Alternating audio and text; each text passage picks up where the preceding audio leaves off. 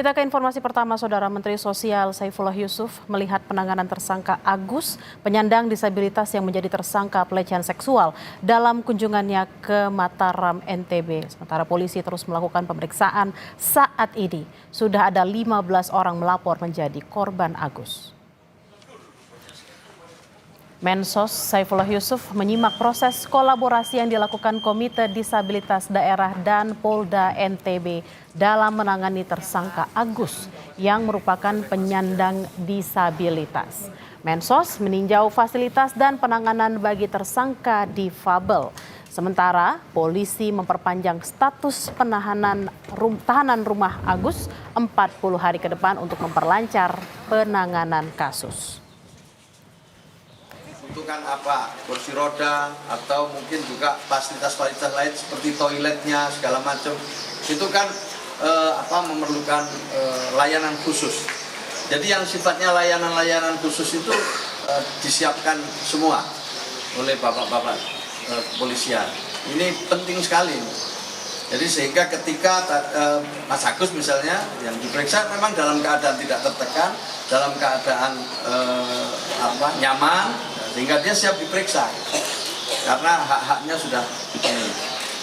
Jadi sampai saat ini pemeriksaan masih tetap berjalan dan hari ini juga tersangka didampingi dengan pengacara yang baru hari ini dan sudah kita terima surat kuasa pendampingan dari pengacara yang baru. Itu aja karena pemeriksaan belum selesai. Masih tahap proses pemeriksaan sampai saat ini. Karena saat ini untuk fasilitas kita juga belum memenuhi, jadi kita memperhatikan hak tetap pelaku, kita lakukan penahanan rumah dan itu sudah kita perpanjang 40 hari ke depan untuk ditahanan rumah. Pemuda disabilitas yang menjadi tersangka Iwayan Agus Suartama alias Agus membantah melakukan pelecehan seksual. Meski korban yang melapor terus bertambah menjadi 15 orang, 5 diantaranya meminta perlindungan LPSK. Tersangka menjalani pemeriksaan tambahan di Mapolda NTB kemarin didampingi ibu dan kuasa hukumnya. Tersangka juga membantah melakukan pelecehan seksual. Sementara 5 korban meminta perlindungan pada LPSK karena merasa tertekan atas kasus ini. Posko pengaduan korban juga dibuka polisi. Masyarakat diharapkan tidak ragu melapor jika pernah mengalami kekerasan seksual dengan jaminan kerahasiaan identitas mereka.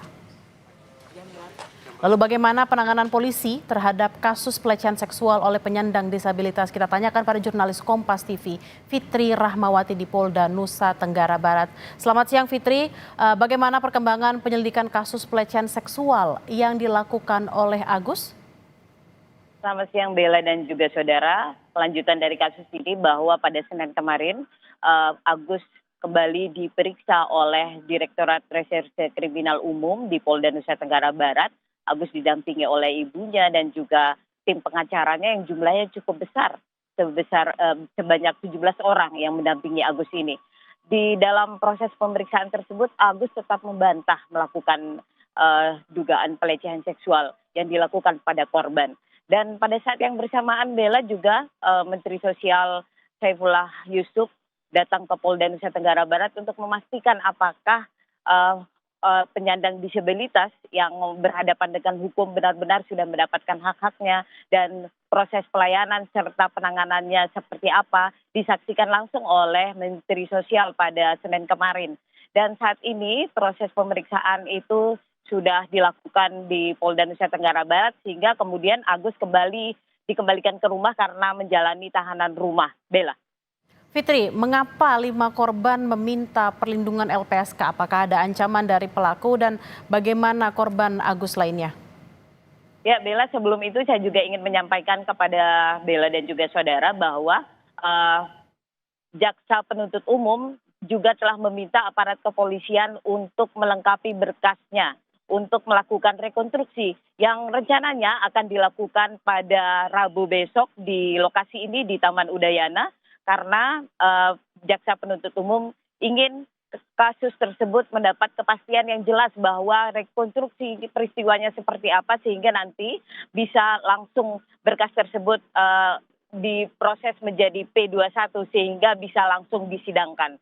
Dan untuk peristiwa kenapa 5 orang korban melapor ke LPSK, mereka beralasan bahwa saat ini masih mengalami trauma dan juga khawatir, juga rasa takut dan kemudian juga khawatir mereka mendapat tekanan dari pihak-pihak yang membela tersangka Agus ini. Sehingga pihak pendamping langsung memberikan saran dan mendampingi mereka untuk melakukan permintaan perlindungan ke LPSK agar mereka juga merasa nyaman dalam menangani kasus ini. Karena dalam proses penanganan kasus ini para korban juga tetap memantau kelanjutan atau kasus ini seperti apa. Dan mereka juga meskipun sudah mematikan atau menutup media sosialnya tetap mendapatkan informasi dari orang-orang terdekat mereka terkait kasus ini. Sehingga pada saat ini para korban sebanyak 5 orang meminta perlindungan dari LPSK agar mereka merasakan ketenangan dan juga bisa menghadapi kasus yang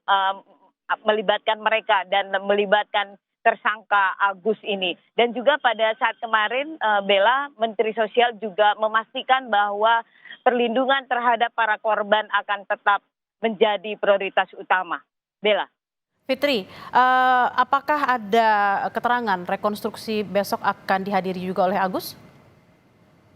Ini ada dua pendapat bahwa Agus akan menghadiri dihadirkan dalam rekonstruksi tersebut.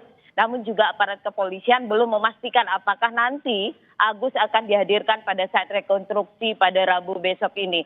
Masih dalam proses diskusi yang mereka lakukan tetap dengan Komite Disabilitas Daerah karena hak-hak Agus sebagai penyandang disabilitas ini juga harus dipenuhi dan ini tetap akan dilakukan koordinasi serta diskusi dengan pihak Komite Disabilitas Daerah ini dengan aparat kepolisian apakah nanti tersangka Agus akan dihadirkan dalam rekonstruksi yang akan dilakukan di Taman Udayana pada besok pagi. Bella.